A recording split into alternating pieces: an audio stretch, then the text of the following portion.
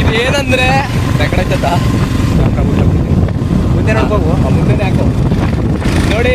ಯಾವುದೇನಂದ್ರೆ ಸುಂದರವಾದ place, ಸುಮಧುರವಾದ place. ಸ್ವರ್ಗಕ್ಕೆ 3 ಹೆಜ್ಜೆ ಅಂತಾರಲ್ಲ, ಅಥವಾ 3 ದಾಪು ಅಂತಾರಲ್ಲ, ಹಾಗೆ ಇದೊಂಥರ ಅದ್ಭುತವಾದ ಪ್ಲೇಸು.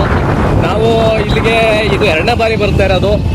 2ನೇ ಬಾರಿ ಬಂದ್ರೂ ಪದೇ ಪದೇ ಬರೋಣ ಅನಿಸ್ತಾ ಇರುತ್ತೆ. ಯಾಕಂದ್ರೆ ಅದ್ಭುತವಾದ ಏನು ಅನಿಸ್ತೈತೆ ಪ್ರಸಾದ್ ಅವರೇ? ತುಂಬಾ ಚೆನ್ನಾಗಿದೆ, ಫ್ಯಾಂಟಾಸ್ಟಿಕ್ ಪ್ಲೇಸು. ಸ್ಟೋರಿ ಕೇಳಿದೆ, ಅದು ಸ್ಟೋರಿ ನಿಜ ಅನಿಸ್ತಿದೆ.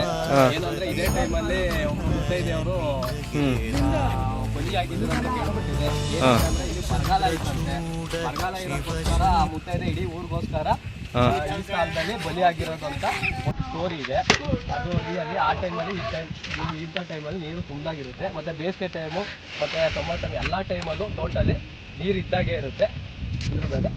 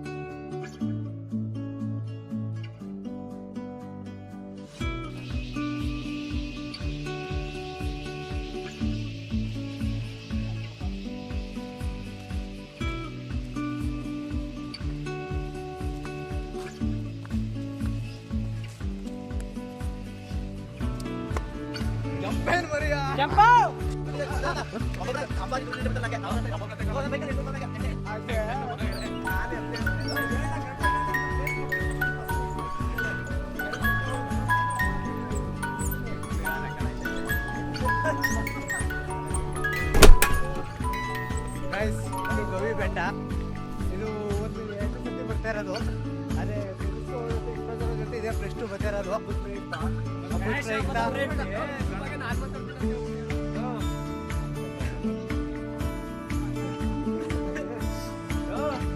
ಹಬ್ಬ ಇದ್ರು ಹಬ್ಬನ ಮಿಸ್ ಮಾಡಿದೆ.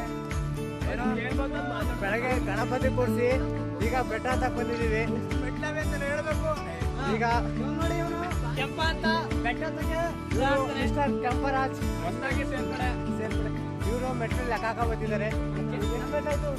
ನಮ್ಮ ಗ್ಯಾಂಗ್ಗೆ ಹೊಸ ಸೇರ್ಪಡೆ.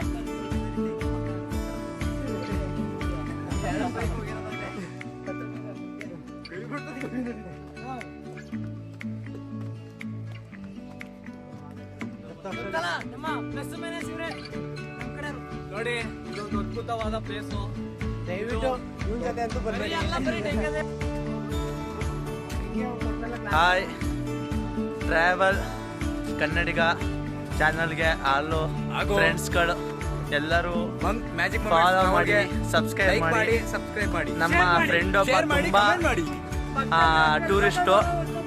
ಇದು ಗವಿ ಬೆಟ್ಟಕ್ಕೆ ಅಂದ್ಬಿಟ್ಟು ಫ್ರೆಂಡ್ಸ್ ನೋಡಿ ಎಲ್ಲ 5 ಜನ ಬಂದಿದ್ದೀವಿ, 6 ಜನ ಬಂದಿದ್ದೀವಿ. ಇವನ ಹೆಸರು ನಿತಿ, ಅವ್ರವ್ರ ಪರಿಚಯ ಮಾಡ್ಕೊತಾರೆ ನೋಡಿ. ಇವನ ಹೆಸರು ಪವನ್ ಅಂತ, ಪ್ರಸಾದ್ ಕುಮಾರ್, ಇವನ ಸರುಣ್ ಅಂತ. ಎಲ್ಲರೂ ಇವಾಗ ಬೆಟ್ಟಕ್ಕೆ ಬಂದಿದ್ದೀವಿ. ಗವಿ ಬೆಟ್ಟ ಅಂತ ಇದೆ ಹೆಸರು. ಈ ಬೆಟ್ಟಕ್ಕೆ ಮಿನಿಮಮ್ ಅಂತಂದ್ರೆ ಒಂದು 500 ಮೆಟ್ಲು ಇರಬೇಕು. 10 ಅಷ್ಟೊತ್ತಿಗೆ ಎಲ್ಲರಿಗೂ ಉಸಿರು ಹೋಗಿದೆ ಮಾತ್ರ. ಟೈಮಲ್ಲಿ ಎನರ್ಜಿ ಬಂದಿದೆ